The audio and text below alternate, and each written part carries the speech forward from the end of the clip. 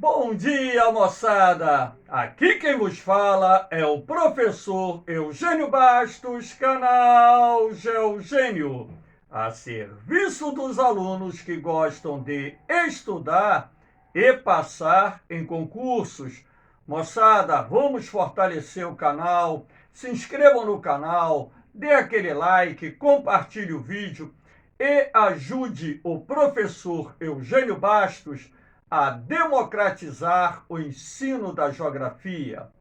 Moçada, no nosso encontro de hoje, iremos falar sobre a COP26 e, dessa forma, procurarei abordar um tema de grande relevância que poderá cair em vários concursos de vestibular, não só agora no final de 2021, assim como em 2022, um tema que está chamando a atenção da comunidade científica internacional, que é o tema referente às mudanças climáticas. Espero que vocês gostem do nosso encontro e que, havendo qualquer dúvida, fiquem à vontade, perguntem, porque eu terei o máximo prazer de atendê-los na parte dos comentários. Valeu, moçada? Então vamos lá. Aqui nós temos o símbolo, né, a logo, vamos dizer assim, da COP26, que é a 26ª reunião, ou seja, conferência, que envolve 196 países, mas a União Europeia, que nos próximos dias irão debater as mudanças climáticas em curso em nosso planeta e as medidas que deverão ser adotadas para conter esse ritmo de elevação da temperatura média global. Esse encontro, na verdade, começa no dia de hoje. Estou gravando essa aula no dia 31 de outubro de 2021. Esse encontro, que está sendo realizado na cidade de Glasgow, na Escócia, se estenderá até o dia 12 de novembro de 2021. Portanto, nós teremos vários dias em que autoridades de vários países do mundo, cientistas dos mais renomados do mundo, estarão debatendo as mudanças climáticas em curso no nosso planeta, as suas causas, os seus efeitos e aquilo que nós podemos fazer e devemos fazer para conter essas mudanças climáticas. Lembrando que as mudanças climáticas, elas são sazonais, são cíclicas em nosso planeta. Sendo assim, é preciso ter muito cuidado ao se abordar esse assunto. Por quê? Existem os negacionistas que vão falar que a Terra já teve inúmeras eras glaciais, interglaciais, enfim, que as mudanças climáticas ocorrem sazonalmente no planeta, mas nós devemos levar em consideração e ter o bom senso de entender que a ação antrópica tem contribuído para a aceleração, ou seja, o aumento do ritmo de elevação da temperatura média global. Espero, portanto, dentro da explicação, isenta de qualquer tipo de ideologia. Eu, como geógrafo, tenho por obrigação ser ambientalista, abordar de uma forma limpa, transparente e verdadeira esse tema de grande relevância e de grande interesse mundial. Aqui nós temos, portanto, essa imagem da Terra simbolizando a elevação da temperatura média global, né? A Terra em chamas, ou seja, uma parte da Terra em chamas, para chamar a atenção de vocês sobre a importância desse tema e as consequências derivadas da elevação da temperatura média em nosso planeta. Então, a COP26, Conferência das Partes, é uma conferência realizada anualmente por 196 países, mais a União Europeia, e esse encontro está sendo realizado desde 1994, sendo que no ano de 2020 não houve um encontro na medida em que o mundo, em função da pandemia do coronavírus, não teve encontros de chefes de Estado, de autoridades, as conferências das diversas origens foram adiadas de forma a preservar a integridade e a saúde das pessoas. Então, essa conferência, como eu disse, que está se iniciando no dia de hoje na cidade de Glasgow, Escócia, onde então se fará a abertura, irá debater inúmeros temas de grande relevância dentro do contexto das mudanças climáticas globais. Então, aqui nós temos a projeção do aumento da temperatura média da Terra pelo IPCC, Painel Intergovernamental sobre Mudanças Climáticas. O IPCC ele foi criado na ONU em 1988, antes mesmo do início dos encontros da COP, onde então renomados cientistas começaram a estudar e a debater as mudanças climáticas em curso em nosso planeta, apresentando suas teses, suas teorias, enfim. Então, os cientistas, eles fizeram uma projeção de elevação da temperatura até 2100. Aqui está 2010, houve um errinho aqui de digitação, tá? É até 2100. Então, o que nós temos aqui? Nós temos 5 cenários prováveis. O que nós chamamos de primeiro cenário, que é o exemplar, é uma projeção que nós pretendemos, fazer com que alcancemos esse objetivo, que é manter essa temperatura, ou esse ritmo de elevação da temperatura num patamar abaixo de 2 graus até o final desse século. Então, sendo assim, conseguiríamos, se adotarmos determinadas medidas para conter a aceleração ou o aumento da temperatura até o final desse século, adotar medidas que permitissem que tal temperatura não subisse mais do que 1,5 graus dentro desse período da era pós-industrial, ou seja, da era que tem início com a primeira revolução industrial. Então, a ideia é adotar medidas que possibilitem manter esse ritmo de elevação da temperatura global do planeta num patamar mais baixo, inferior a 2 graus, e alcançar uma meta que possibilite que esse aumento, até o final desse século, fique no patamar de 1,5 graus.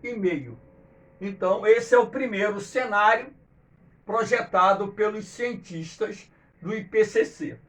O segundo cenário, o cenário bom. No segundo cenário, se reduzirmos as emissões de carbono sem atingirmos a meta do Acordo de Paris, a temperatura média da Terra subiria 1,8 graus. Então, é um cenário bom.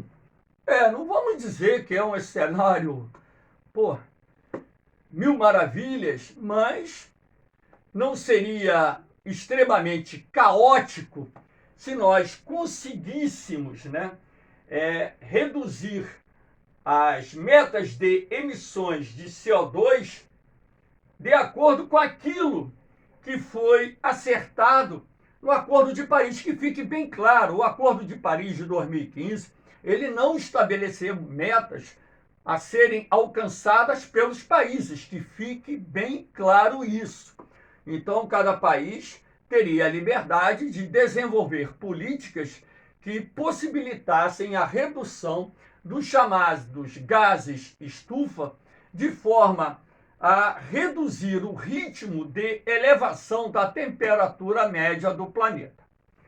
No terceiro cenário, que é razoável, se as emissões de carbono estabilizarem até 2050 e só a partir daí diminuir a temperatura média da Terra, subirá 2,7 graus. Ou seja, olha o que está dizendo aqui. Se as emissões de carbono estabilizarem até 2050, nós estamos em 2021, temos 29 anos à frente.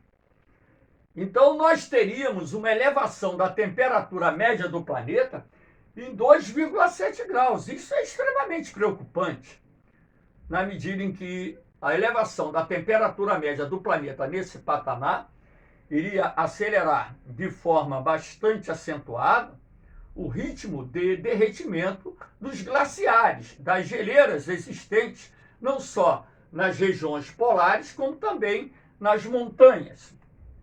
O quarto cenário ruim: se as emissões de carbono continuarem subindo até o final do século, a temperatura média do planeta subirá 3,6 graus. Ora, essa elevação bastante expressiva e que traria perturbações climáticas agressivas em escala planetária. Quando a gente fala perturbações climáticas em escala agressiva, ou seja, a intensidade das ondas de calor intercalando com as ondas de frio, porque é uma característica típica do aquecimento global, iria causar severos prejuízos em vários países do mundo. Tempestades mais violentas, furacões mais comuns na categoria F5, que tem o maior poder de destruição, a intensificação dos tornados, principalmente em países como Estados Unidos, né? As ondas de frio no hemisfério norte seriam mais fortes, nós teríamos secas mais agressivas, inundações mais catastróficas, enfim. E nós temos o quinto cenário, que é o cenário péssimo. Se as emissões de carbono dobrarem até o final do século, a temperatura média do planeta subiria a 4,6 graus.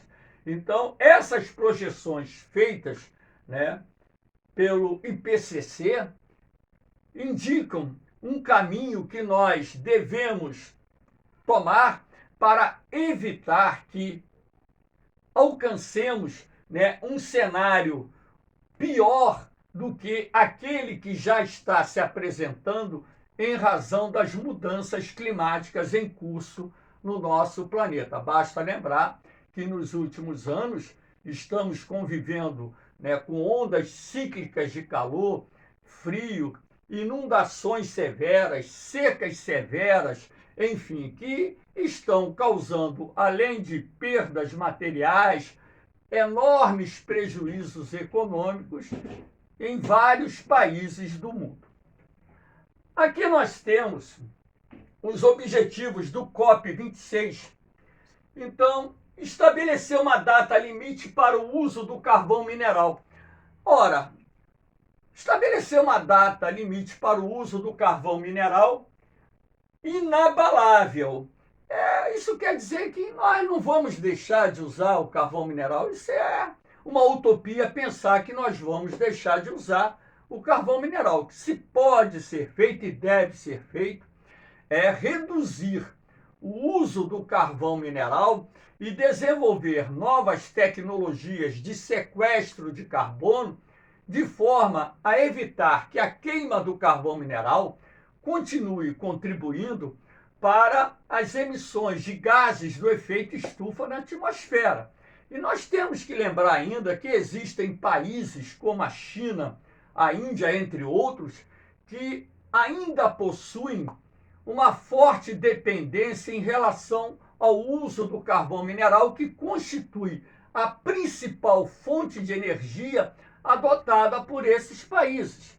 Então, a necessidade de se reduzir o uso do carvão mineral é uma das medidas que devem ser adotadas para que nós possamos reduzir esse ritmo do aquecimento global. Não só reduzir o uso do carvão mineral, que tem emprego industrial, o carvão mineral é utilizado na geração de eletricidade em usinas termoelétricas, é utilizado em sistemas de calefação para o aquecimento em regiões temperadas e frias do nosso planeta, sobretudo durante a estação do inverno, enfim. Aqui nós temos a economia verde. Os países desenvolvidos concordaram em liberar 100 bilhões de dólares aos países em desenvolvimento para que os governos desses países possam desenvolver políticas ou programas de enfrentamento às mudanças climáticas em curso no nosso planeta. Além disso, é preciso que esses países, e é bom que os países desenvolvidos e as grandes empresas multinacionais que estão presentes nos países em desenvolvimento, também contribuam para a chamada economia verde, ou seja, que esses países adotem políticas ambientais, como, por exemplo, de reflorestamento, políticas ambientais de manejo sustentável dos seus biomas, políticas ambientais que reduzam as emissões dos gases de efeito estufa e que procurem adotar modelos de desenvolvimento dentro do princípio da sustentabilidade ambiental. Então, o desenvolvimento da economia verde é mais do que uma necessidade. Hoje nós já temos empresas em várias partes do mundo seguindo esse caminho. Eu acho que está havendo um consenso crescente sobre a necessidade de buscarmos políticas ambientais adequadas à nossa realidade, às nossas necessidades, enfim. Aqui nós temos também os carros com 0% de emissões. E dentro dessa vertente há de se destacar o desenvolvimento dos carros elétricos, a indústria automotiva ou as indústrias automobilísticas do mundo estão anunciando audaciosos programas de produção de carros elétricos. Por exemplo, os países da União Europeia anunciaram que até o final da década de 2030 não estarão mais produzindo carros movidos a combustíveis fósseis derivados do petróleo. Então, o carro elétrico está já sendo produzido por várias grandes indústrias automotivas mundiais. Em alguns países, a política de incentivo ao uso e produção do carro elétrico tem feito com que essa produção cresça, o consumo cresça, o desenvolvimento tecnológico nessa área tem avançado de forma a reduzir o tempo necessário para o recarregamento das baterias desses carros elétricos. Aqui nós temos essa imagem de um carro sendo reabastecido. E sendo assim também, a tecnologia avançou muito na questão da autonomia desses carros elétricos. Agora, há poucos dias atrás, eu li que uma grande montadora, uma grande indústria automotiva mundial conseguiu fazer com que a autonomia de um modelo de carro elétrico que ela desenvolveu chegasse à casa dos 800 quilômetros, Uma autonomia bastante representativa. Aqui nós temos também a questão do desmatamento. A ideia de eliminar o desmatamento no mundo, essa ideia para mim também é uma utopia, não vai se conseguir eliminar o desmatamento no mundo. Sabemos que isso é algo praticamente impossível. O que pode ser feito é reduzir o desmatamento em nosso planeta e estimular a adoção de políticas de manejo sustentável das florestas. Ora, a floresta em pé é muito mais valiosa, por exemplo, do que uma criação de gado, do que o plantio de grãos. A gente tem uma disponibilidade de terras ociosas desmatadas no planeta muito grande. Então, na verdade, não é preciso você desmatar novas áreas para a criação de gado, para o plantio de grãos ou qualquer outro produto agrícola, o que é preciso é você pegar essas terras ociosas que já foram desmatadas há muito tempo e transformá-las em terras produtivas. E é necessário também você procurar desenvolver programas de reflorestamento, não só vinculados ao reflorestamento para fins econômicos, através da silvicultura, o plantio de árvores de valor comercial, para eliminar a necessidade de se utilizar as madeiras de lei, por exemplo, procedentes das florestas tropicais do mundo, assim como, né, você também desenvolver o reflorestamento para a recuperação ambiental, ou seja, para a preservação e recuperação de uma biodiversidade que há muito tempo vem sendo agredida por causa das ações de exploração dos recursos naturais de forma incorreta, onde muitas espécies, não só de plantas, assim como de animais, não só já foram extintas, como